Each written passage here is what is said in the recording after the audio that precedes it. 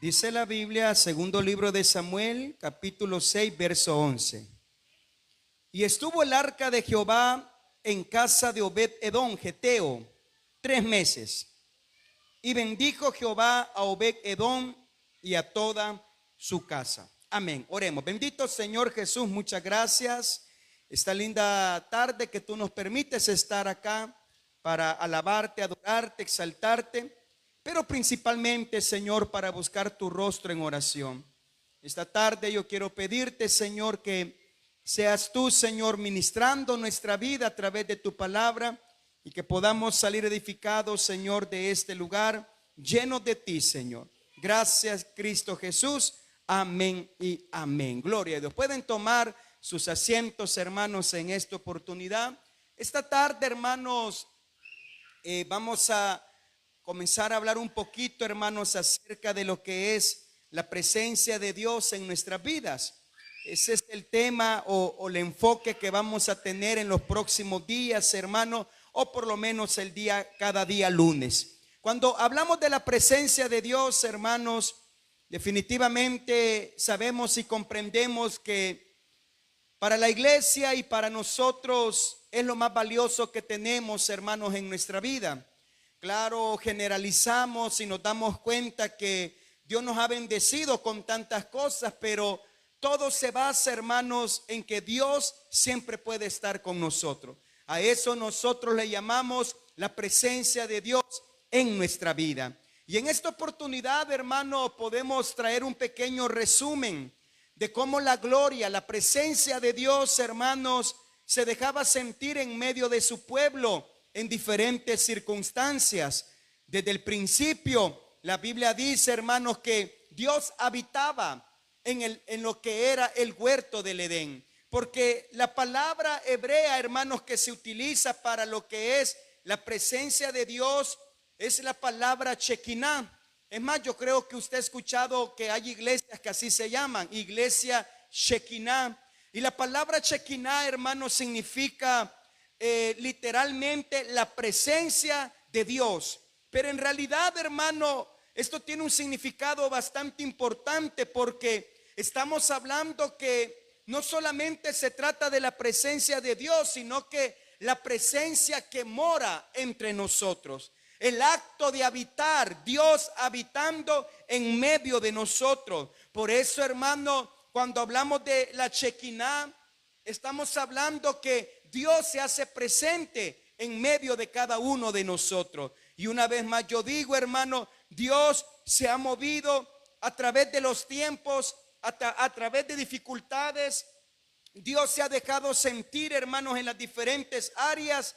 Y en el principio dice la Biblia que Dios habitaba en el huerto del Edén. Pero también la palabra de Dios nos enseña que Dios también habitó en el tabernáculo en el desierto. Recuerde que el tabernáculo era un tabernáculo movible, era móvil, es decir, de que cuando la nube de Dios se movía, se levantaba y comenzaba a avanzar, todo el pueblo, hermanos, tenía que caminar juntamente con la nube, y por ende el tabernáculo en el desierto también era movido en aquellos tiempos. Pero ahí estaba la presencia de Dios, ahí estaba la gloria de Dios en medio de su pueblo. Y hermano, Dios todavía se deja sentir en medio de nosotros. Dios todavía, hermanos, quiere moverse en medio de nuestra vida. Pero algo bien importante, hermano, la pregunta sería, ¿qué es lo que yo necesito para que Dios se mueva en mi corazón? Primeramente, comprender, hermanos, que al principio Dios estaba en un huerto, Dios estaba en el tabernáculo, Dios estaba en el templo, hermanos, dice la Biblia. Pero ahora la palabra de Dios nos enseña que usted y yo somos el templo del Dios viviente. El Espíritu de Dios, dice la Biblia, habita en nosotros. El Espíritu de Dios, hermano, está en cada uno de nosotros. Y eso debe de, para nosotros, sentirnos satisfechos, saber que Dios habita en cada uno de nosotros. Pero ahora bien, hermano, algo bien importante que debemos de darnos cuenta, y lo vamos a ver esta hora, y es que la presencia de Dios para muchos puede ser edificante y de bendición. Pero para otros hermanos la misma presencia de Dios puede ser.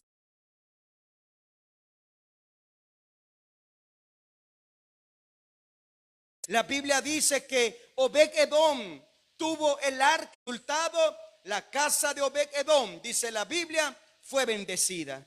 Pero mire, hermano, el texto no comienza ni termina ahí. Si usted lee conmigo segundo libro de Samuel, capítulo 6, el verso 1. Oiga bien lo que la Biblia nos dice, segundo libro de Samuel, capítulo 6, verso 1. David volvió a reunir a todos los escogidos de Israel, 30,000. Y se levantó David y partió de Baalá de Judá con todo el pueblo que tenía consigo, para hacer pasar de allí el arca de Dios, sobre la cual era invocado el nombre de Jehová de los ejércitos, que mora entre los que. Un carro nuevo, y la llevaron de la casa de Abinadab, que estaba en el collado, y Usa y Ayo, hijos de Abinadab, guiaban el carro nuevo. Y cuando lo llevaban de la casa de Abinadab, que estaba en el collado, con el arca de Dios, Ahío iba delante del arca. Y David y toda la casa de Israel danzaban delante de Jehová con toda clase de instrumentos, de madera, de haya, con arpas, salterios, panderos, flautas y címbalos.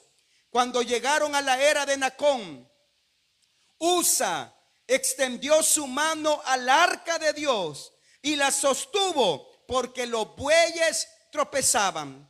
Y el furor de Jehová se encendió contra Usa, y lo hirió allí Dios por aquella temeridad, y cayó allí muerto junto al arca de Dios. Hermano, increíble. La Biblia nos enseña en este mismo episodio bíblico qué fue lo que sucedió, qué fue lo que ocurrió.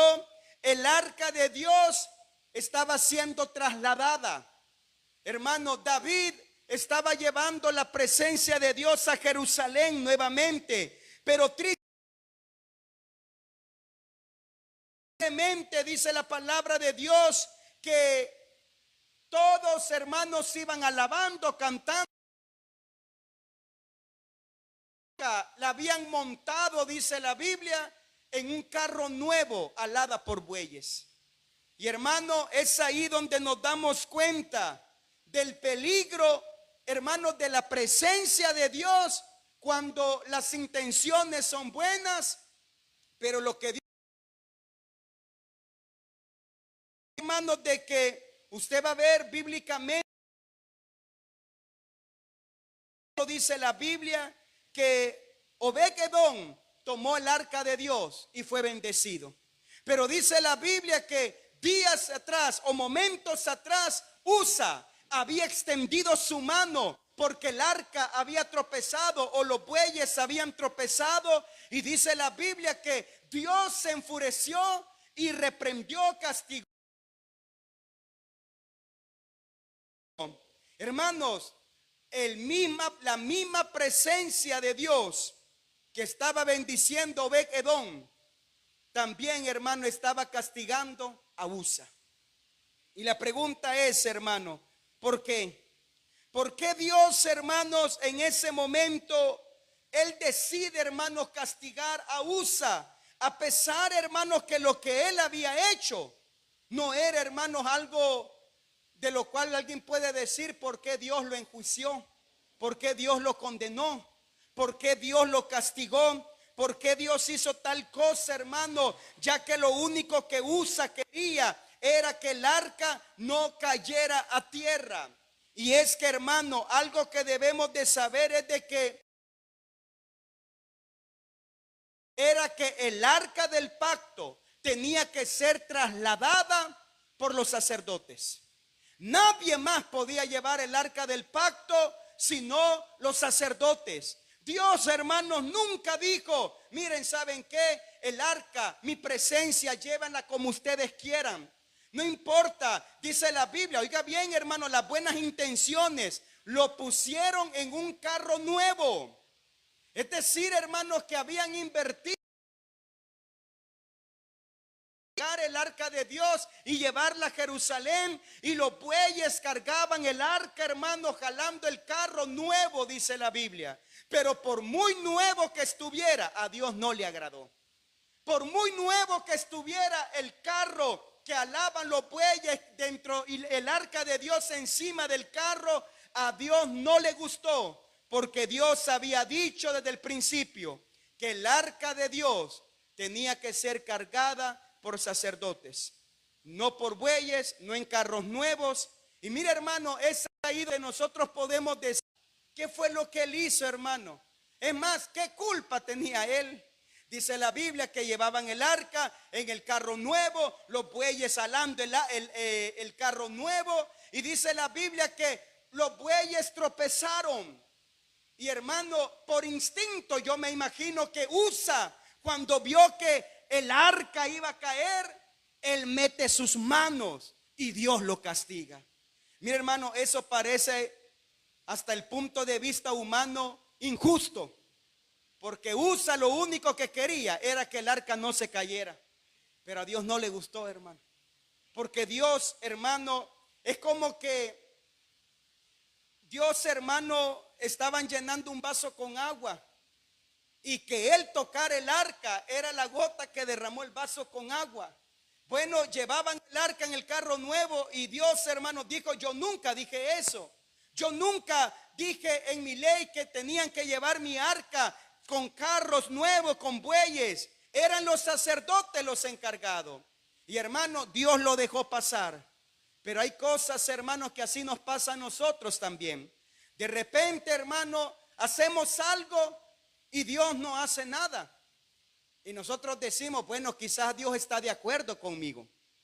Y hacemos otra cosa y bueno, quizás Dios está de acuerdo conmigo. Pero no, hermano, es como el ejemplo que yo le acabo de poner. Estamos llenando el vaso con agua y llega un momento que el vaso se va a derramar de tanta agua. También, hermanos, la paciencia de Dios. La Biblia dice que Dios es amor, pero también es fuego consumidor. La Biblia dice que Él es paciente, no queriendo que nadie, hermanos, perezca, sino que todos procedamos a un arrepentimiento. Pero llega un momento, hermanos, que cuando el ser humano no quiere nada con Dios, no quiere obedecer a Dios, es ahí donde el juicio de Dios viene para su vida. Una vez más yo digo, hermano, Usa lo único que quería era que el arca no se cayera, pero a Dios no le agradó, hermano. Y hermano, es ahí donde usted y yo debemos de detenernos y pensar siempre: Señor, ¿será que lo que yo estoy haciendo a ti te agrada? Es una pregunta bien importante, hermano. Señor, ¿será que lo que yo estoy haciendo está canalizado en tu propósito y en tu voluntad? Porque, hermano, lamentablemente, hermanos, Usa, dice la Biblia que el juicio de Dios cayó sobre él y murió. Pero mira, hermano, esa misma tarde dice la Biblia que David tuvo tanto temor de seguir moviendo el arca de Dios que dejó depositada el arca de Dios en la casa de Obed-edom. Mira, hermano, es como que David tenía una bomba de tiempo. Ya trayendo ese ejemplo a nuestros tiempos, yo le aseguro, hermanos, de que nadie de nosotros aceptaría tener granadas en nuestras casas, armas en nuestra casa, bombas en nuestra casa, y que nos dijeran: mire, aquí vamos a dejar este paquete de explosivos en su casa, ahí me los cuida. Definitivamente usted diría: mire, por favor, no, esto es peligroso, ¿para qué va a dejar esto acá? Mejor lléveselo, mejor haga cualquier otra cosa. ¿Por qué? Porque usted no sabe manipular eso, no sabe si eso, hermanos, puede explotar, no sabe si es una bomba de tiempo, hermano, y a los días todo se acabe. Hermano, el arca de Dios para David en ese momento era una bomba de tiempo. Y él dijo: no, dijo, yo ni la toco, dijo ya. ¿Y sabe lo que hizo? Mire, métanla ahí, dijo. ¿Y quién vive ahí? Obed-edom. A saber quién es, metan el arca ahí. Yo no quiero llevarme, no vaya a ser que yo también caiga muerto. Mire, David era estratega, hermano. Él dijo: no, dijo, aquí vamos a averiguar qué fue lo que pasó. Aquí no sabemos qué fue, las intenciones eran buenas, pero a Dios no le agradó. Así que mientras averiguamos, metan el arca del pacto a la casa de este hombre llamado Obed-Edom. Y mire, hermanos, qué sorpresa. La casa de Obed-Edom fue bendecida. La casa de Obed-Edom, hermanos, 3 meses estuvo el arca y 3 meses fueron suficientes para que la casa de Obed-Edom, hermano, fuera bendecida en todas las áreas.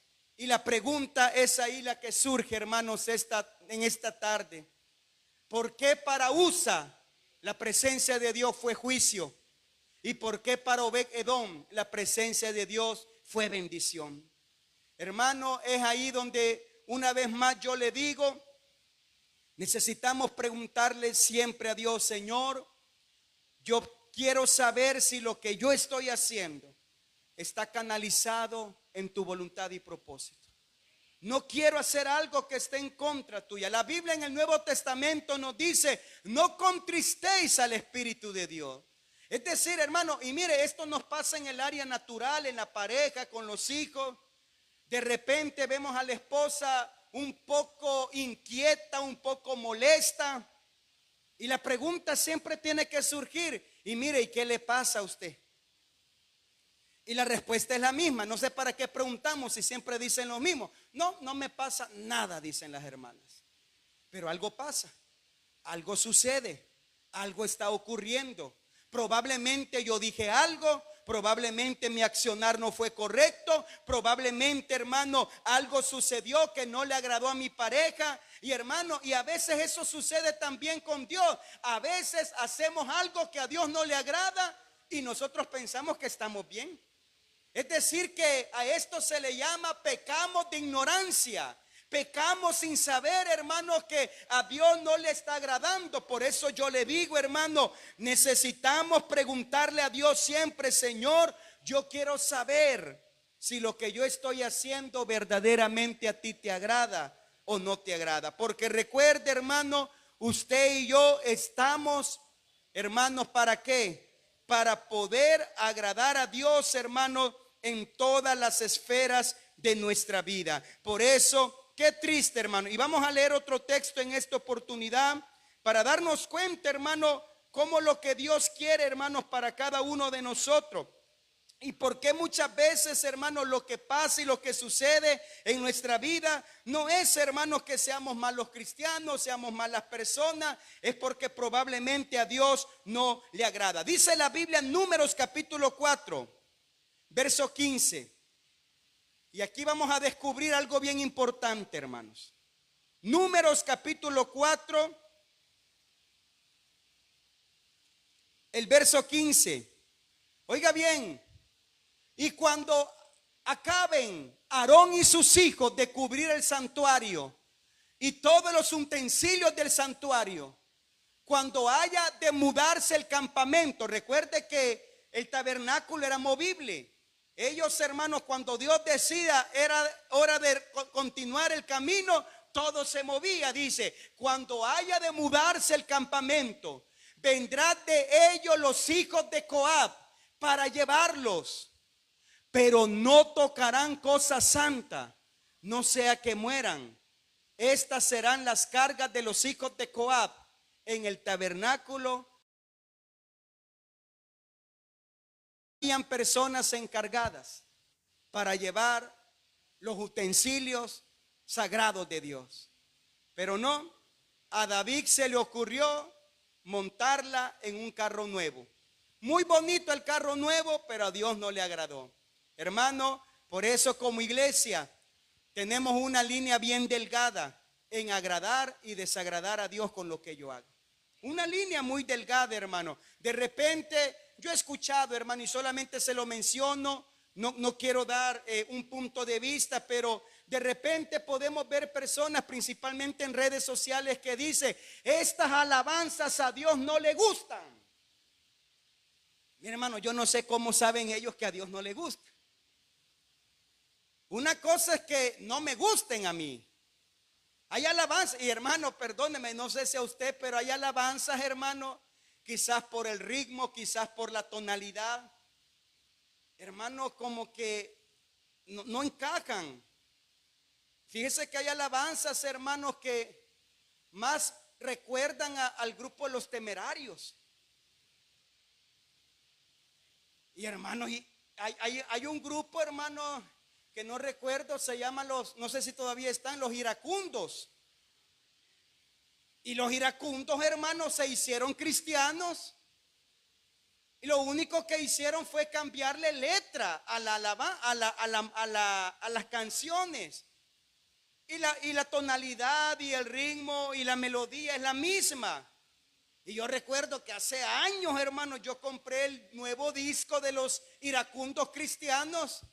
Y hermano, literalmente era la misma. Es más, la mente pecadora, hermano, lo único que a mí se me acordaba era la música mundana y nada de Dios. Yo no sentía la gloria de Dios con eso. Ahora sí podemos comprender. Hay muchos salmistas, como se le conocen, que mire que cuando cantan parecen Vicente Fernández. Y la música es lo mismo, la tonalidad es lo mismo. Y lo único que han hecho es cambiarle letra para decir que es cristiana. Mire, aquellos que nunca han tenido un contacto con esa clase de música y les agrada, no hay problema. Pero aquellos hermanos que han tenido contacto con la música mundana y luego, hermano, lo único que han hecho es cambiarle la letra, yo le aseguro que lo único que se acuerdan es de lo mundano y no pueden sentir la gloria de Dios con eso. Mire que hoy en día, aunque usted no lo crea, hay reggaetón cristiano. Y donde las mujeres perrean, hermanos, en el mundo, las hermanas danzan con reggaetón en la iglesia. No es perrear, es danzar. Pero es lo mismo, la misma tonalidad, la misma música. Y llegamos y decimos, ¿será que a Dios le agrada? ¿Será que a Dios, hermanos, le gusta? Y mire, hermano, definitivamente es ahí donde yo digo, hay que tener mucho cuidado. Hay una línea bien delgada entre agradar y desagradar a Dios. Pero yo considero, hermanos, hablando de la música, y no quiero dejarlo a medias porque la música es bien importante en las iglesias. En los años 60, años 50, en las iglesias cristianas latinoamericanas, centroamericanas y todo lo demás, hermano, la música electrónica o eléctrica era mundana. Hermano, los únicos instrumentos que sonaban en los cultos décadas atrás eran los instrumentos de cuerda, a pura cuerda, guitarra de madera, acústica. Y la gente decía, esta es la música de Dios. Pero mire, hermano, no sé a quién se le ocurrió comenzar a montar música con instrumentos eléctricos. Y hermano, una generación dijo que la música con instrumentos eléctricos eran del diablo. Después montaron la batería, después montaron esto y lo otro, todo electrónico. Y una generación dijo que eso a Dios no le agradaba. Pero nos damos cuenta, hermanos, que así como los pajaritos, ellos tienen una manera diferente de cantar, de hacer música. También la alabanza, hermano, es múltiple, hermano, y también la alabanza es multicultural. Para nosotros, hermanos, los salvadoreños, pudiésemos decir que el estilo de música está entre lo que es cumbia, merengue, corrido y adoración, lo que comúnmente llamamos adoración, que en el ámbito mundano es balada. Hermano, es lo mismo. El mismo garrobo, dijo alguien, con diferente cola. O el mismo mono, no sé qué era, pero algo es. Y mira, hermano, es lo mismo. Entonces, yo creo que lo más importante en todo esto, hermano, es hacerlo con todo nuestro corazón. Y la alabanza, hermano, por lo menos allá en Panamá, la manera de alabar a Dios, hermano, es bien diferente. En República Dominicana no se diga. Hermano, allá en lo que es, hermano, en diferentes partes, no recuerdo los lugares, pero sí utilizan la música de reggaetón, la música de reggae, la música, hermanos, que para nosotros no tiene nada de cristiano. Ellos danzan, alaban y hablan en lengua, si es posible, con esa música. ¿Por qué? Porque es la música nata de ellos. Pero digo una cosa, hermano, hay una línea delgada entre agradar a Dios y desagradar a Dios. El problema sería, hermanos, alabar a Dios y hacerlo con una intención, hermano, que esta música me acuerda a los bailes donde yo iba antes. Y ya nos movemos no con la intención de alabar a Dios, sino que de sacudir un poco, hermanos, el bote, ¿verdad? Y acordarme cuando andábamos en los bailes. Ese sería el problema, que eso me lleve a las cosas del mundo. Pero una vez más yo digo, hermanos, lamentablemente el juicio de Dios cayó sobre él, a pesar que sus intenciones eran buenas, eran correctas. Pero en cambio, Obed-Edom, hermano, todo lo contrario. Es más, Obed-Edom no era ni tan siquiera del pueblo de Dios, pero fue bendecido. ¿Por qué, hermano? Y quiero ir concluyendo, porque déjeme decirle, hermano, lo que para uno es bendición, para otro puede ser maldición. Mire que para los sorbeteros, los días de lluvia no son buenos.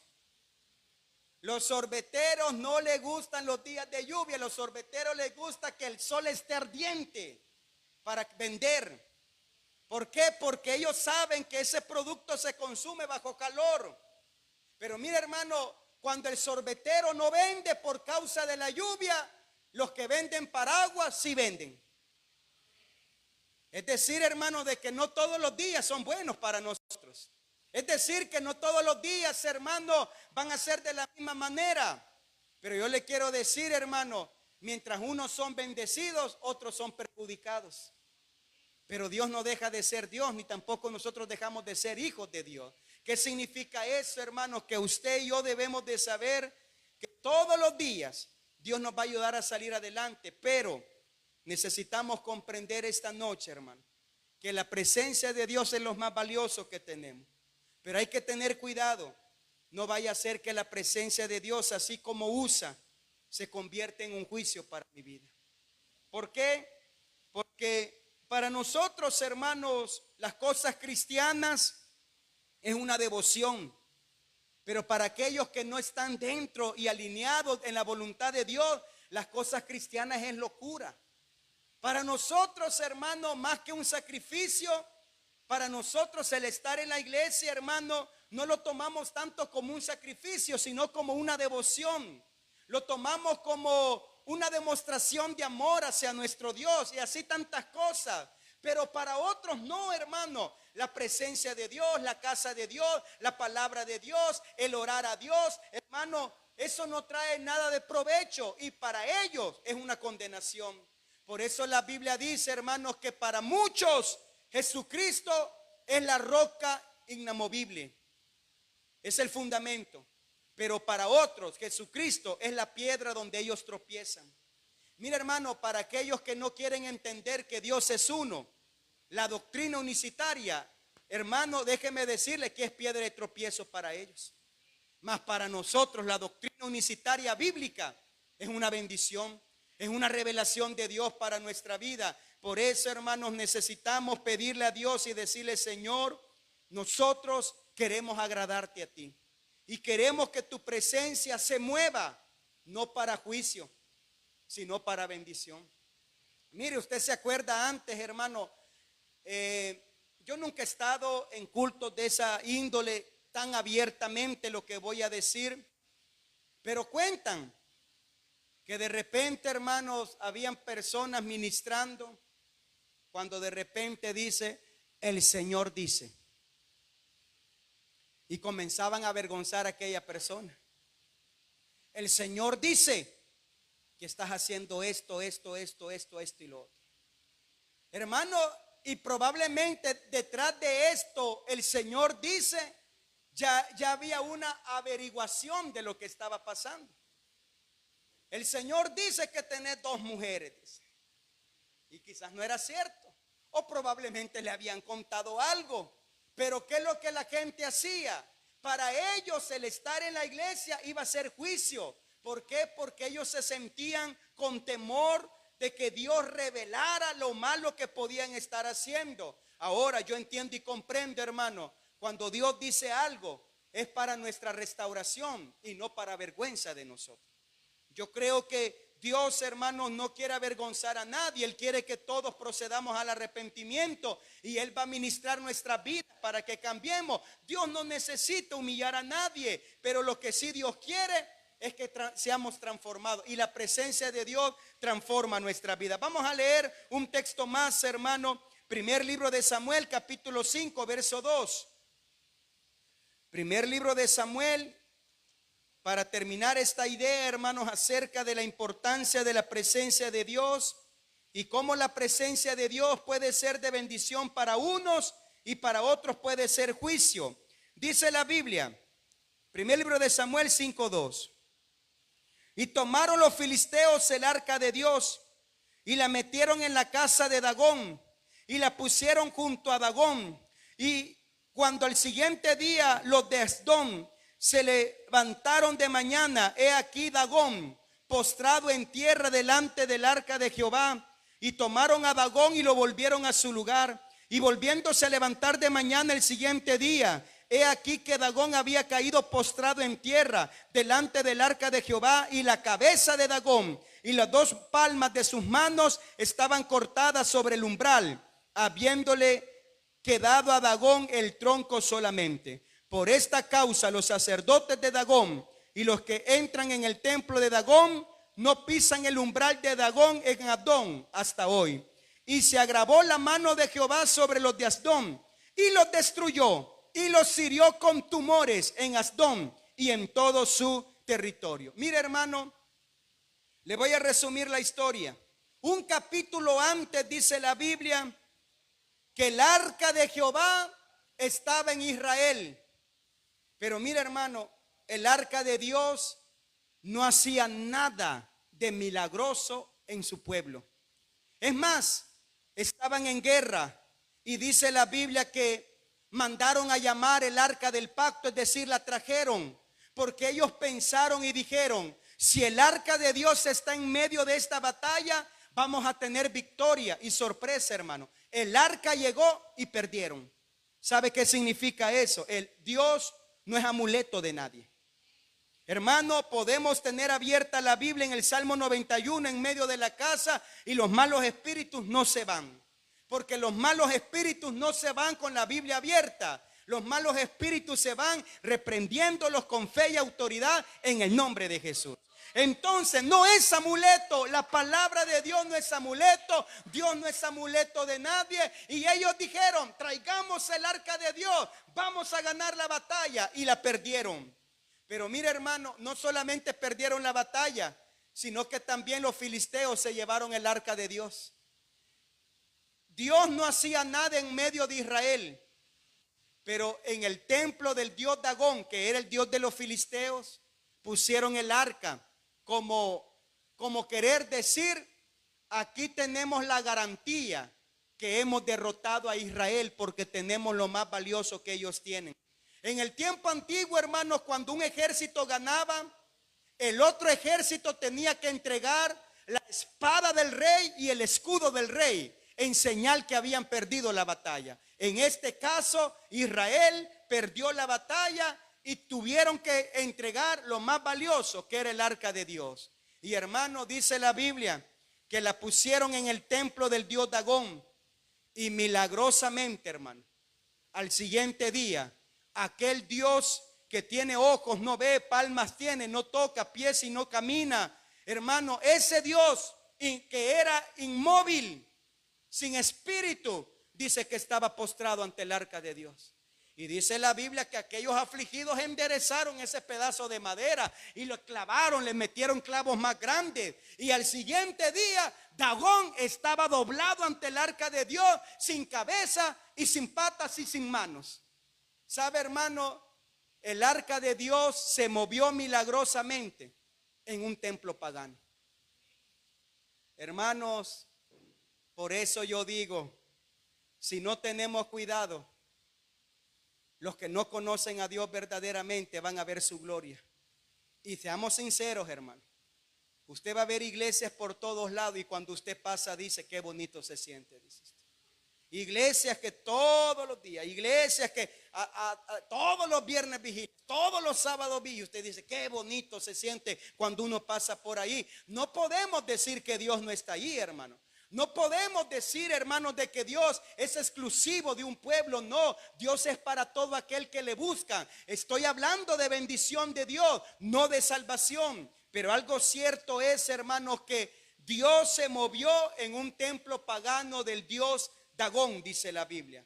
Y hermano, tristemente, en medio de su pueblo no hizo nada. Es más, hasta perdieron la batalla. ¿Sabe por qué, hermano? Yo puedo resumirlo en esta noche con estas palabras. Cuando no le estamos tomando la debida importancia a la presencia de Dios, Dios nos va a dejar.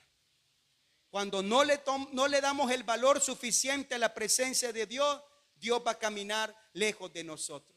Y bíblicamente hablando, dice la Biblia que Jesús llegó a una ciudad donde hizo un milagro solamente. ¿Y sabe lo que la gente le dijo? Jesús, vete de acá. No te queremos a nuestro alrededor. Vete por donde viniste. Y dice la Biblia que Jesús, tomando a sus discípulos, se fue de esa ciudad y ya no hubo más milagros. Hermano, porque Dios no va a estar donde no lo respetan. Dios no va a estar donde no lo amen, donde no le adoren en espíritu y en verdad. Por eso, hermano, tenemos que decirle a Dios esta noche, Señor, nosotros como iglesia reconocemos que tú eres lo más valioso que tenemos. Y queremos amarte, queremos respetarte, queremos darte lo mejor. Y si en algo te estamos fallando, Señor, digámosle, perdónanos. Señor, si en algo, Señor, te fallamos, perdónanos y ayúdanos a cambiar para agradarte siempre a ti. Vamos a ponernos en pie, hermano, en esta oportunidad.